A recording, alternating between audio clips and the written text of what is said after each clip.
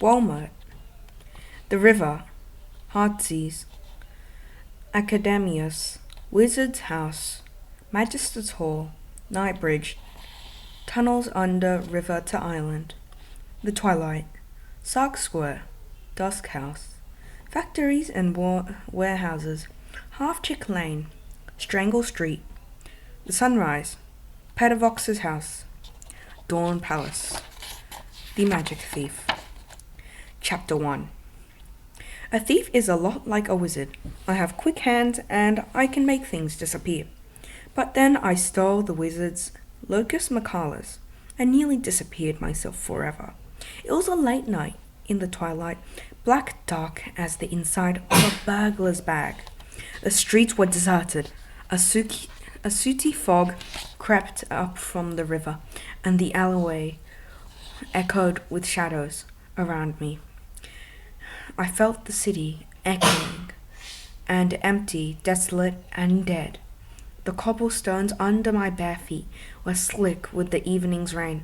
No luck that day for my quick pickpocket hands. And I hadn't managed to filch my supper or a bit of copper to buy it with. I was hollow with hunger. I might have tried somewhere else, except that the Underlord had a word out on me, and his minions would beat the fluff out of me if they could. Keeping an eye out, I lurked into an alleyway. They never had any spare money. Now it was late. The rain started up again. Not a hard rain, but a cold one. Just enough to get into your bones and make you shiver. A good night for misery ills. I hunched into my lurking spot and thought about warm dinner. Then I heard it. Step, step, tap. Step, step, tap. I edged back into my alley shadows to wait, and along he came. Old man, I thought. A bent, bearded, cloak-wearing old crookedy crook, leaning on a cane, climbing the steep street towards me, muttering to himself, "His purse!" I decided will be paying for my dinner, though he didn't know it yet. I was a shadow, a breath of air, light feathered fingers and quick hands. I ghosted up behind him, dipped into his cloak pocket, grabbed what I found within, and was gone. Away clean. Or so I thought. The old man went on, not noticing a thing, and I slipped back into my alley and opened my hand to see what I'd got from my trouble. Even in the shadows, the things that I stole was darker than dark, and though it was small, a stone no bigger than a baby's fist, it was heavier than the heart of a man on his way to the gallows tree. It was a magical thing, the wizard's Locus Magicalis. As I stared down at the wizardardy stone, it started to glow, soft at first with the red warmth of coals in a winter hearth, then a sudden fierce flash. Lightning, and the alleyway was alive with dancing, flashing light, the shadows fleeing like frightened black cats. I heard the wizard coming back. Step, step, tap, step, step, tap. Quickly I fisted the stone and shoved it down deep into my pocket. Darkness fell again as I turned, blinking the brights from my eyes to look. The old man came tapping around my corner and reaching out with a big hand grabbed me by the shoulder. "Well, boy," he said. His voice was strong and gravelly. I stood still. I know trouble when it grabs me. The old man looked down at me with keen, glancing eyes, silence for a long, hungry, dark moment. In my pocket the stone blade and warmed. Then he said, "You look hungry." Well, yes, I was. Carefully, cautiously, I nodded. "Then I will buy you some dinner," the old man said. "Roast pork, perhaps, potatoes and pie." I swallowed. My head was telling me this was not a good idea. The man was a wizard, clearly as clear. And what kind of fool sits down to eat dinner with a wizard? But my empty since yesterday stomach was telling me even louder that I wanted pork and peppered potatoes and pie. It told me to nod and I did. Well then, the old man wizard said, the chop house on the corner is still open. He let me go and started step tapping down the street, and I went with him. I am Nevery, he said. And your name? Telling wizards your name is generally not a good idea. I didn't answer, just walked along beside him. The wizard seemed to be looking ahead to the chop houses on the corner, but I caught a glimpse of his keen gleam eye, watching me from under the brim of his hat. The chop house was lit by a coal fire in its hearth, and was empty except for its keeper. Dinner, the wizard ordered, and held up 2 fingers. The chop house keeper nodded, and went to fetch the food. We settled at a table, me with my back against the wall, Nevery blocking my way to the door. Well, boy, said the wizard, taking off his hat. In the brighter light I saw that his eyes were black, and his hair bearded and eyebrows silver grey beneath his dark grey cloak. He wore black trousers and a black frockled coat with a velvet collar, and an embroidered black waistcoat, all of it just a bit shabby, as if he once had more money than he did now. He leaned his gold knobbed cane against the table. A cold, wet night for travellers, is it not? A cold, wet night for anyone, I thought. I nodded. He looked at me. I looked back. Yet you seem healthy enough, he said, as if he was talking to himself. No ill effects that I can see. Ill effects? What was he talking about? You never did tell me your name, he said, and I wasn't going to either. I shrugged. Nevery opened his mouth to say something else when the chop house keeper delivered our food, plunking down full plates before us. The pork chops were fragrant and crisp, the potatoes swimming in butter with sprinkling of black pepper over their shiny brown backs. The chop house keeper returned briefly and added a place of pie oozing with berries and dusted with sugar. The wizard said something, but I didn't hear him. I picked up my fork and cut open a potato. I let it soak in for a few seconds, and then took an enormous bite.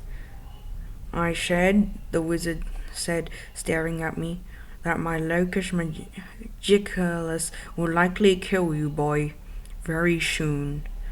I'm astonished it hasn't done so already. I gulped. My bite of potato slid like a lump of lead down my throat, and I heard the echo as if it dropped into my empty stomach. Kill me? Did it say? The locust stone would kill me? I slid my hand into my pocket, and there I watched myself pull out the stone. It lay in my palm like a soft-edged bit of night. I blinked, and the stone swirled, and a heavy night-dark mass filled my hand. The firelight flickered out. In the distance, I heard the chop house keeper scream. The wizard snatched up his knobbled cane and leapt to his feet. In my hands, the stone's warmth turned to ice. It grew larger, and though I tried to put it down, it wouldn't let me go. The freezing heaviness grew and expanded until it was all around me, dragging me down into a seething black pit where the wind stabbed me with needles of ice and roared with a voice that rumbled in my bones. I peered up through the lashing darkness. The wizard Nevery loomed, doomed, up before me. "Tell me your name," he shouted. I shook my head. The wind shrieked and tore with icy fingers at my hair and clothes. Nevery shouted again. I could barely hear his voice above the wind. "If you don't tell me your name, fool, I cannot save you." The wind whipped around me. Cold air flowed from the stone, reaching out with icy fingers, pulling me in, and I pushed it away and shouted my name, Convoyer! In the distance, I heard Neveri's strong, gravelly voice shout my name along with other words, a magical spell. Then I felt his hand, warm, solid, close over mine and take the stone. The wind died, the air warmed, and all was quiet. After a while, I opened my eyes to find myself lying on the wooden floor of the chop house, the fire flickering in the fireplace, and Neveri at the table, taking a last bite of berry pie. He wiped his mouth on a napkin and leaned back in his chair, looking down at me. The stone was nowhere to be seen. Well then, boy, he said, his eyes gleaming, my locus magicalis ought to have killed you. At that moment you laid your thieving fingers on it, but it did not, and because you are not dead, you interest me. I blinked and climbed shakily to my feet. On the table my plate of pork chops and potatoes waited for me, and the berry pie dusted with sugar. I could have made a run for it, then he couldn't have caught me.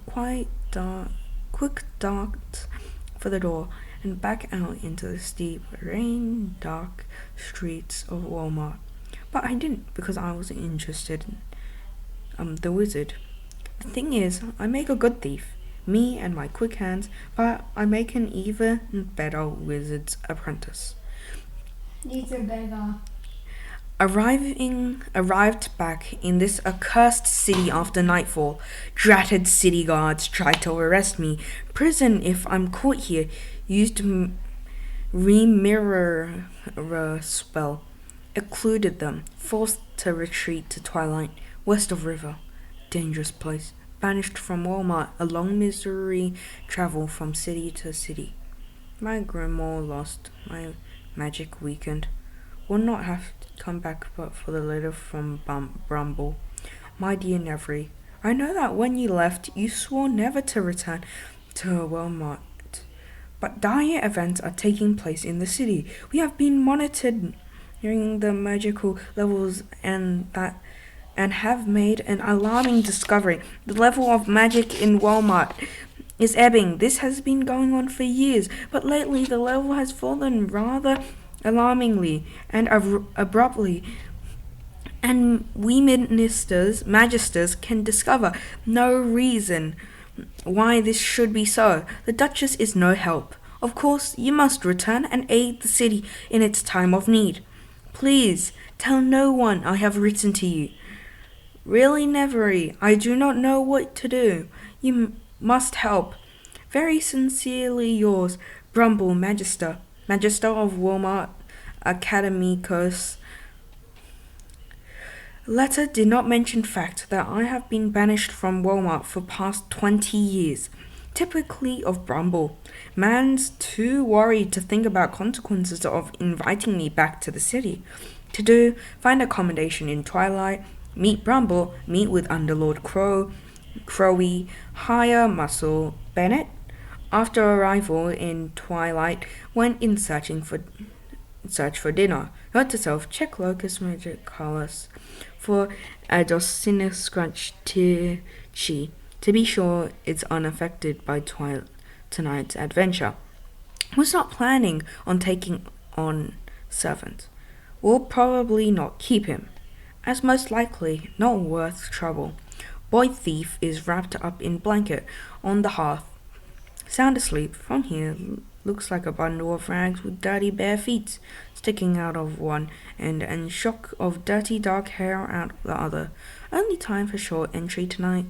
Am weary from journey and must think on what is to come. Thank you.